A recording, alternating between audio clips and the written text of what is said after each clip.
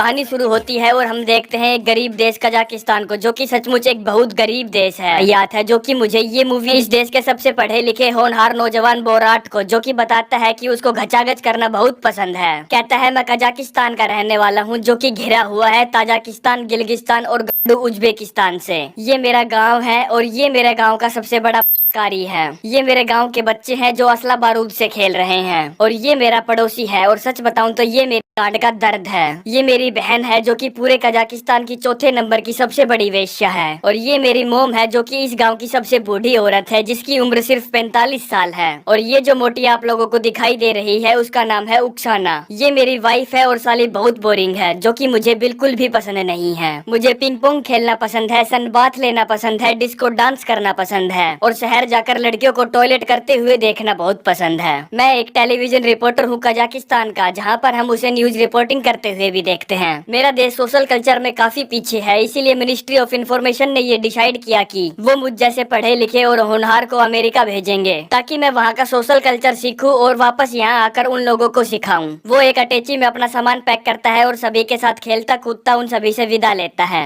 वहाँ के सभी लोग उस पर गालियों की बरसात करते हुए उसे वहाँ से विदा करते हैं। वो एक फ्लाइट पकड़ता है और न्यूयॉर्क के इंटरनेशनल एयरपोर्ट पर लैंड होता है। आगे वो एक मेट्रो में चढ़ता है और सभी लोगों से अपने आप को इंट्रोड्यूस कराने लगता है, ताकि वो उनसे दोस्ती कर सके और उनका कल्चर सीख सके। लेकिन कोई भी इस पढ़े लिखे कजाकिस्तानी को अपने नजदीक भी नहीं आने देता। आगे जैसे ही वो अपनी अटैची उठाकर यहाँ से निकलने लगता है, तभी उसकी अटैची खुल जाती है, जिसके अंदर उसकी प्यारी मुर्गी थी। वो इधर उधर दौड़ने लगती है, जिसको वो पकड़ने में लग जाता है और जैसे तैसे करके उसे पकड़कर वापस अपनी अटैची में बंद कर देता है। आगे वो एक होटल पहुँचता है, जहाँ पर एक रात का किराया था $117। वो कहता है $85 पर डील डन करते हैं, चलो। होटल का मैनेजर कहता है नहीं। आगे मैनेजर उसको उसका रूम दिखाने के लिए लिफ्ट से ले जाता है, जहाँ पर कजाकिस्तान का सबसे पढ़ा लिखा बोराट अपने बैग को अनपैक करने लगता है। कहता है सच अ नाइस रूम। मैनेजर कहता है सर ये आपका रूम नहीं है। बोराट कहता है मैं इससे ज्यादा छोटे रूम में ट्रांसफर नहीं होऊंगा। मैनेजर सर ये रूम नहीं है, ये लिफ्ट है जो कि आपको आपके फ्लोर तक पहुंचाएगी। आगे जब वो अपना रूम देखता है तो बावड़ा सा हो जाता है, क्योंकि उसने कभी भी इतना साफ सुथरा और बड़ा रूम नहीं देखा था। वो बाथरूम में जाता है और लैट्रिन के ठंडे पानी से अपने मुंह हाथ पाँव धोता है, जिससे उसको शांति की प्राप्ति होती है।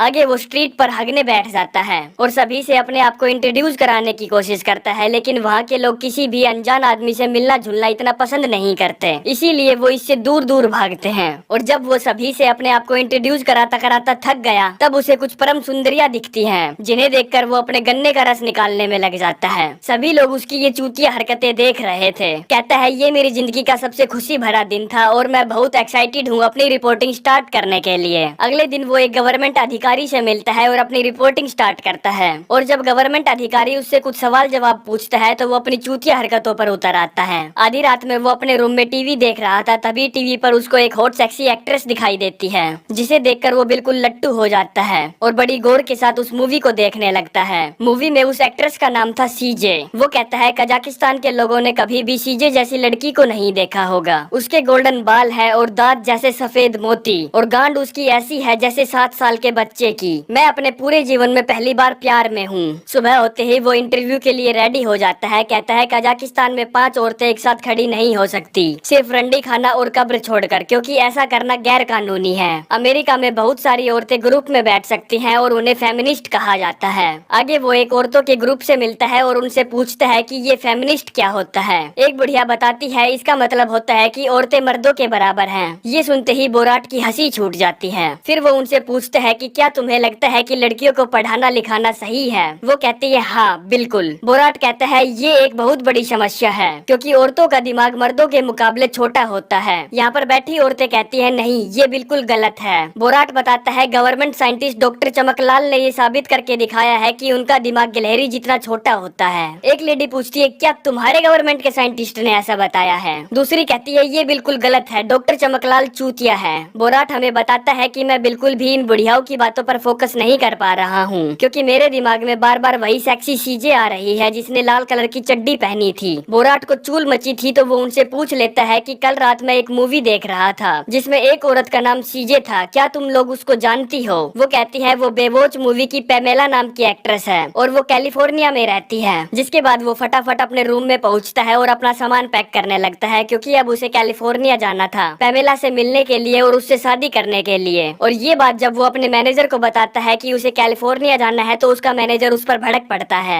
बोराट कहता है हमें न्यूयॉर्क को छोड़ना पड़ेगा एक रियल अमेरिका को ढूंढने के लिए। वो एक कार खरीदने के लिए एक कार सेलर के पास जाता है। कहता है मुझे एक ऐसी कार चाहिए जिससे झाटे कटी हुई लड़कियां मेरी तरफ आकर्षित हो। कार सेलर उसे हमर दिखाता है। बोराट कहता है मुझे इस कार के साथ एक पुशी मैग्नेट भी चाहिए, तुमने उसको इस कार में कहाँ लगा रखा है? कार सेलर कहता है इस कार में कोई मैग्नेट नहीं है, ये कार ही पुशी मैग्नेट है क्योंकि औरतें हमर को बहुत पसंद करती हैं। बोराट अगर मैं तुम्हें पूछता है मैं इसको कितनी स्पीड पर चलाऊं जिससे आदमी मर जाए? सेलर कहता है 50 की स्पीड पर। जिसके बाद वो कार को छोड़कर फालतू की बातें करने लगता है। कहता है जब मैंने अपनी वाइफ को खरीदा था तब उसकी चूत बिल्कुल टाइट और मजेदार थी, पर लेकिन 3 साल बाद जब वो 15 की हुई तब उसकी आवाज भारी होने लगी और उसकी पर भी बाल उगने लगे जैसे किसी जादूगर की दाढ़ी। पूछता है क्या तुम मुझे गारंटी दे सकते हो कि इस कार के साथ ऐसा कुछ नहीं होगा? सेलर कहता है गारंटी? फिर तो तुम्हें सेवरले की कोई कार लेनी चाहिए। बोराट कहता है नहीं, मुझे ये हमर बहुत पसंद है, ये कितने की होगी? सेलर कहता है $52,000। बोराट कहता है मैं कुछ ऐसा ढूंढ रहा हूँ जो 600 $650 डॉलर में आ जाए। अगले ही सीन में हम देखते हैं कि उसने एक खटारा वैन खरीद ली है और वो कैलिफोर्निया की तरफ लगातार बढ़ रहे हैं, क्योंकि वहाँ उसे पैमेला से मिलना था और उसे अपनी वाइफ जो बनाना था। रास्ते में व्हाइट हाउस था तो वो वहाँ रुक जाते हैं एक चीफ का इंटरव्यू लेने के लिए, जहाँ पर वो उसे अपने घर से लाया हुआ चीज खिलाता है। कहता है ये चीज मेरी वाइफ ने बनाया है, उसने इसके अंदर जो दूध डाला है उसने वो अपनी चूचियों से निकाला था। ये सुनते ही चीफ की जाड़ में चीज चिपक जाता है, जिसे वो बड़ी मुश्किल से अपने गले से नीचे उतारता है। अगले दिन वो अपने सफर को कंटिन्यू करते हैं और रास्ते में काउबॉयज पर डॉक्यूमेंट्री बनाने के लिए रुकते हैं। बोराट मैदान में जाता है और अपने आप को इंट्रोड्यूस कराता है। कहता है मेरा नाम है बोराट और मैं कजाकिस्तान से आया हूँ। अमेरिका के लोग बहुत अच्छे हैं, यहाँ का कल्चर बहुत अच्छा है। जिसके बाद वो अपने कजाकिस्तान का राष्ट्रीय गान गाता है।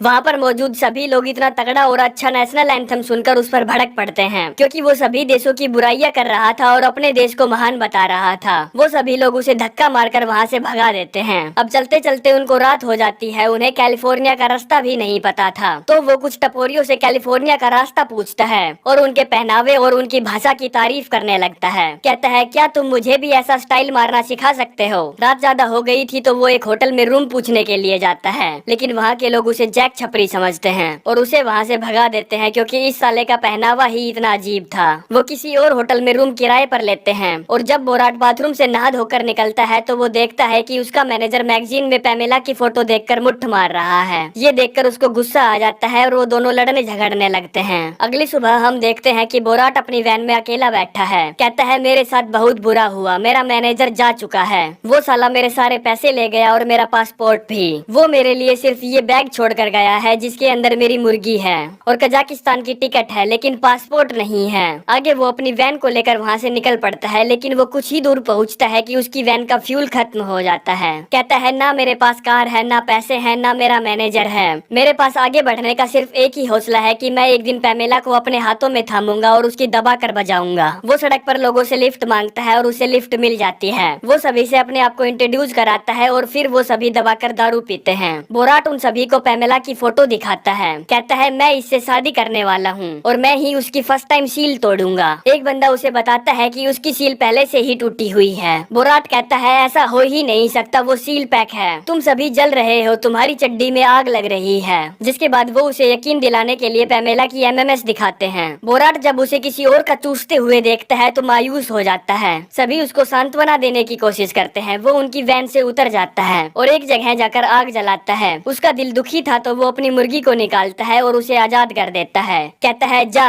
जी ले अपनी जिंदगी, और वहीं सो जाता है। सुबह हो जाती है तो वहाँ लोगों की चहल पहल शुरू हो जाती है। वो उठता है और अंदर जाता है और यहाँ का माहौल देखकर हमें पता चलता है कि यहाँ पर किसी धर्म का प्रचार चल रहा है और कुछ अंधभक्त लोग उनको फॉलो कर रहे हैं। वो बोराट को पकड़ते हैं और कुछ फालतू के भाषण पेल देते हैं। बोराट कहता है ठीक है मैं कैलिफोर्निया जाऊंगा, पैमेला को उसकी गलतियों के लिए माफ कर दूंगा। जिसके बाद वो उस जगह पहुँच जाता है जहाँ पैमेला आज अपने अपने फैंस से मिलने वाली थी। कहता है मैंने अमेरिका से बहुत कुछ सीखा है, पर अब मैं अमेरिका को कुछ सिखाना चाहता हूँ, जैसे कि कजाकिस्तान के स्टाइल में शादी कैसे की जाती है। अंदर बहुत से लोगों की भीड़ थी, सभी लोग लाइन में खड़े थे। फिर पैमेला आती है, सभी लोग उसको देखकर चिल्लाने लगते हैं। अपना बोराट उसे देखकर काफी खुश हो जाता है। वो सभी से एक एक करके मिलती है और ऑटोग्राफ देती है। जिसके बाद बारी आती है अपने बोराट की। वो उसे अपना इंट्रोडक्शन देता है, कहता है मैंने तुम्हारे लिए ये बनाया है, देखो यहाँ पर हम दोनों का नाम भी लिखा है। फिर पूछता है क्या तुम मुझसे शादी करोगी? पैमेला कहती है नो थैंक्स। दरअसल बोराट जो अपने साथ कपड़ा लाया है वो कोई कपड़ा नहीं है, बल्कि ये एक गेहूं की बोरी है, जिसके अंदर वो पैमेला को भरने लगता है। वो लगभग सा कामयाब हो ही गया था, लेकिन सभी लोग पैमेला को उससे छुड़ा लेते हैं। वो पैमेला के पीछे दौड़ता है। पैमेला दौड़कर यहाँ से बाहर निकल जाती है। वो तभी भी उसके पीछे दौड़ता रहता है। फिर कुछ गार्ड्स आते हैं और उसे पकड़ लेते हैं और उसे वापस उसके देश फेंक देते हैं, जहाँ पर वो हमें बताता है कि मैं वापस आ गया हूँ कुछ सुधार के साथ। आगे वो अपने पड़ोसी से मिलवाता है, जो कि अभी भी गांडू ही है, जैसा कि वो उसके अमेरिका जाने से पहले था। वो अपनी नई बीवी से मिलवाता है, जिसे वो अमेरिका से लाया है, जो कि एक बहुत बड़ी वेश्या है। आगे वो हम सभी से विदा लेता है, कहता है आप सभी लोगों को शायद ये मूवी पसंद आई होगी, तो इसी के साथ चलते हैं, मिलते हैं